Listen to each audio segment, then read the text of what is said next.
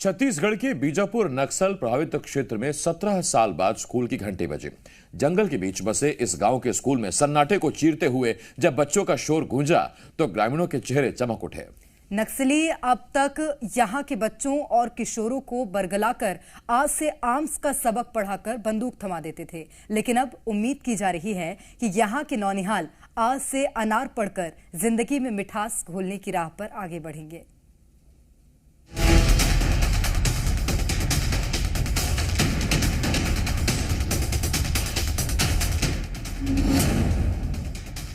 गांव में 17 साल बाद बजी स्कूल की घंटी। बच्चों ने आज से आर्म्स नहीं, आज से पढ़ा अनार। अब साक्षरता की ओर बढ़ेंगे नौनिहाल। सन्नाटे के बीच खुला स्कूल, बच्चों के खिले चेहरे। छत्तीसगढ़ के बीजापुर नक्सल प्रभावित क्षेत्र में 17 साल बाद स्कूल की घंटी बजी। जंगल के बीच बसे इस गांव के स्कूल में सन्नाटे को चीरते हुए जब बच्चों का शोर गूंजा तो ग्रामीणों के चेहरे चमक उठे। नक्सली अब तक यहां के बच्चों और किशोरों को बरगलाकर अ से आर्म्स का सबक पढ़ाकर बंदूक थमा देते थे, लेकिन अब उम्मीद की जा रही है कि यहां के नौनिहाल आज से अनार पढ़कर जिंदगी में मिठास घोलने की राह पर आगे बढ़ेंगे। जिस इलाके में माओवादियों का प्रभाव रहता है तो उस इलाके में जो सड़क होती है वहाँ पे आईडी, बूबी ट्रूप्स, ये सारे चीज़ प्लांट किए जाते हैं। तो आज उस स्कूल तक जहाँ पूरा जिला प्रशासन और स्वास्थ्य शिक्षा विभाग के अधिकारी वहाँ पहुँच रहे हैं स्कूल खुलाने के लिए। 17 साल बाद स्कूल की अलग जगाने के लिए वहाँ पे जी मीडिया भी पहुँच रहा है और आपको पल पल की वो खबर वहाँ से ज़रूर दिखाएगा। एडकापल्ली और माधेपुर में स्कूल शुरू कराना आसान नहीं था। ऐसे में जिला प्रशासन और शिक्षा विभाग का सहारा बनी ललिता वाचम और सुनीता वाचम, जो गांव में रहकर बच्चों को पढ़ाने वाली हैं।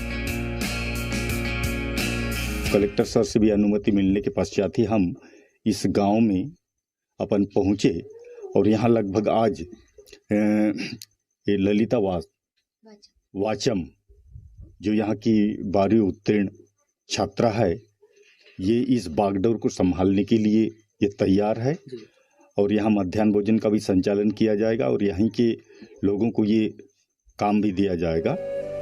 17 साल पहले यहाँ की प्राथमिक शाला में 45 बच्चे पढ़ते थे। मुरिया जनजाति वाले मनकेली गांव के शिक्षा दूत 12वीं तक शिक्षित ही अभी यहाँ के बच्चों को पढ़ाएंगे। वहीं जल्द यहाँ शिक्षकों की नियुक्ति की बात कही जा रही है, यानी कि कहा जा सकता है कि आने वाले दिनों में नक्सली प्रभावित क्षेत्रों की तस्वीर बदली हुई नजर आएगी। जी मीडिया के लिए बीजापुर से पवन दुर्गम की रिपोर्ट। पवन हमारे सहयोगी इस वक्त बीजापुर से इस बड़े खबर पर हमारे साथ जुड़ रहे हैं। पवन, ये एक सीरीज चली आ रही है बीजापुर और नक्सल प्रभावित इलाकों में, जहां जहां स्कूल बंद थे सरकार वहां स्कूल खोल रही है। इन दो स्कूलों की अगर हम बात करें तो इससे कितना असर बच्चों पर पड़ा है, ग्रामीणों पर कितना असर पड़ा है? देखिए आसिफ, मैं दो चीजें कहूंगा कि एक जो दुखद पहलू था कि सलवा जुड़ूम के बाद 200 से ज्यादा जो स्कूल हैं बीजापुर जिले में बंद हो गए।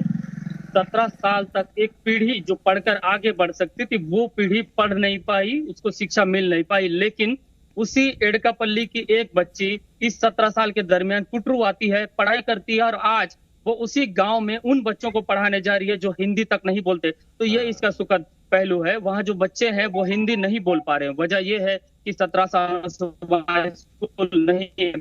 वहाँ पहुंचना भी अपने आप में खासी दिक्कतों का सामना करना पड़ रहा था, क्योंकि वो का रास्ता जो है वहां तक पहुंचने के लिए आईडीज हैं, बूबी ट्रूप्स हैं, ये सारे नक्सली प्लांट करते हैं। तो इस वजह से वहां पहुंचना खासी दिक्कतों का सामना करना पड़ता है। लेकिन सबसे बड़ी बात यह है कि आखिर सरकार को भी 17 साल वहां पहुंचने में क्यों लग गए? क्या ये छोटा वक्त तो नहीं होता? बीते 4 साल की बात करें तो लगभग 190 से ज्यादा स्कूल जो है वो खोले गए हैं।